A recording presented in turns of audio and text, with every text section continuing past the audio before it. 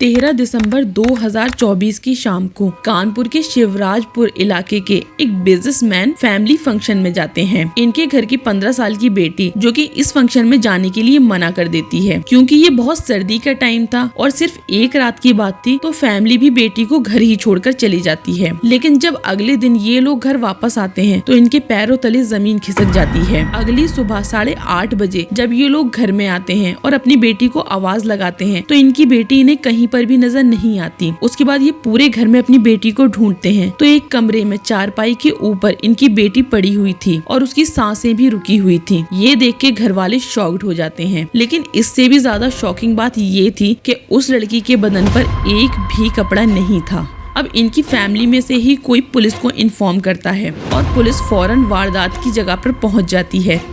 इस लड़की की आइडेंटिटी छुपाने के लिए हम इस लड़की का नाम गुड़िया रख देते हैं। तो पुलिस गुड़िया की बॉडी को हॉस्पिटल भेजती है। वहाँ गुड़िया को डेड डिक्लेयर कर दिया जाता है। अब गुड़िया की बॉडी पोस्टमार्टम के लिए जाती है। यहाँ पुलिस भी अपनी जांच में लगी होती है। जहाँ गुड़िया की डेड बॉडी मिली थी वहाँ पर ही कुछ प्रोटेक्शन पड़ी होती है और कुछ शक्तिवर्धन गोली के भी पाउच पड़े होते हैं। अब ये देख के पुलिस को कुछ समझ में आ रहा था, लेकिन ये पूरा माजरा क्या था ये अभी समझना बाकी था। अब गुड़िया की पोस्टमार्टम रिपोर्ट जब आती है तो ये और भी ज्यादा हैरान कर देती है, क्योंकि इस पोस्टमार्टम रिपोर्ट में लिखा था कि गुड़िया की मौत सर्दी की वजह से हुई है और गुड़िया के साथ कई बार संबंध भी बनाए गए हैं, लेकिन वो उसकी खुद की मर्जी से, क्योंकि जबरदस्ती की कोई भी चीज यहाँ पर नजर नहीं आई थी। अब पुलिस अपनी जाँच का दायरा बढ़ाती है, क्योंकि ये एक छोटा सा गाँव था तो वहाँ कोई भी CCTV नहीं थे और रात में किसी ने भी गुड़िया के घर में किसी को भी एंटर होते हुए नहीं देखा था। तो ये पता लगाना कि आखिर रात में कौन आया था और किसने ये कांड किया, ये बहुत ज्यादा मुश्किल था। तो अब एक ही रास्ता बचता था कि गुड़िया की कॉल रिकॉर्डिंग चेक की जाए। अब गुड़िया की कॉल रिकॉर्डिंग में एक ऐसा नंबर मिलता है जो इस केस को सॉल्व कर देता है। ये नंबर होता है कुलदीप कुमार का, जिससे गुड़िया की सबसे ज्यादा बात होती थी। अब कुलदीप कुमार का पता लगाया जाता है और उसे अरेस्ट करने के बाद उससे पूछताछ की जाती है। लेकिन कुलदीप कुमार इस सारी चीजों में इन्वॉल्व होने के लिए साफ मना कर देता है। वो कहता है कि वो इन सब चीजों के बारे में कुछ नहीं जानता और ना ही उसका इस मर्डर केस से कोई भी लेना देना है। लेकिन जैसे ही पुलिस थोड़ी सी सख्ती दिखाती है तो कुलदीप कुमार सारी बातें उगल देता है। वो बताता है कि गुड़िया उसे कुछ दिन पहले बताती है कि उसके घर वाले एक फैमिली फंक्शन में जा रहे हैं और वो कुछ बहाना बना के अपने घर रुक जाएगी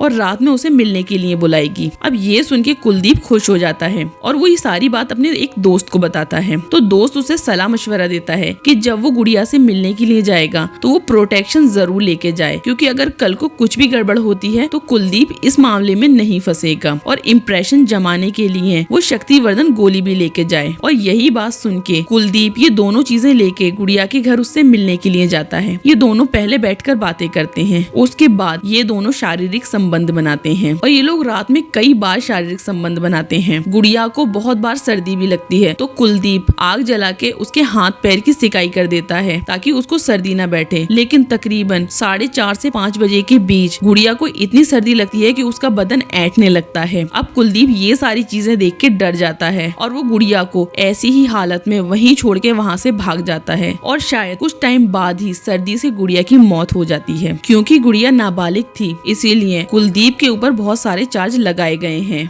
ये केस अभी का है तो कुलदीप को अभी कोई सजा नहीं हुई है। ये केस अब कोर्ट में चल रहा है। आपका क्या कहना है इस केस के बारे में कमेंट बॉक्स में जरूर बताएं और ऐसी ही क्राइम वीडियोस देखने के लिए मेरा चैनल जरूर सब्सक्राइब करें। मिलते हैं अगले केस के साथ।